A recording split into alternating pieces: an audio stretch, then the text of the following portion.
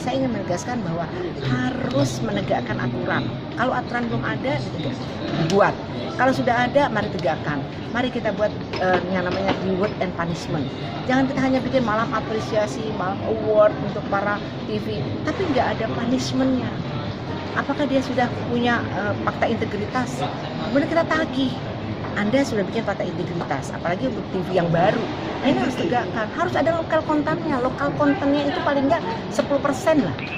Lokal konten itu kenapa harus begitu? Karena dengan lokal konten yang ada di seluruh Indonesia ini, inilah yang akan menguatkan Indonesia. Inilah yang akan menjadi tempat berpijaknya Indonesia yang akhirnya menjadi Indonesia yang besar, Indonesia yang tetap walaupun dia mengglobal, walaupun dia sudah modern, tapi tetap berbasis pada kearifan lokal. Sejauh ini memang belum ada ya Bu terkait aturan. Artinya begini, sebenarnya sudah ada, sebenarnya mungkin penegakan aturannya yang belum ada.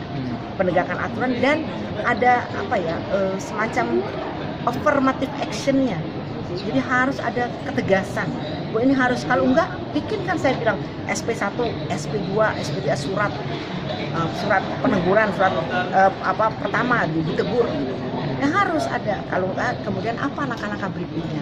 Nah ini yang saya harapkan bahwa KPID akan terus bergerak dengan membawa konten lokalnya masing-masing, kearifan lokalnya, sehingga kita benar-benar berdiri di pijakan basis yang kuat. Jadi boleh masuk dari budaya mana saja, tapi kita tetap eksis dengan lokal konten. Seperti contohnya Garuda. Kalau kita naik pesawat kan itu lagu-lagunya kan lagu-lagu Nusantara yang bagus sekali. Ada di situ lagu Betawi. Itu kan semua kearifan lokalnya Indonesia. Dan modern, bagus, didengerin juga enak. Nah seperti itu. Sama dengan kalau misalnya kita memasuki gedung-gedung udah hebat segala macam, tapi ada dong corner-corner tentang kearifan lokalnya. Di Bali, gimana nggak kearifan lokalnya luar biasa? Dan itu dinikmati oleh baik wisatawan mancanegara maupun wisatawan Nusantara.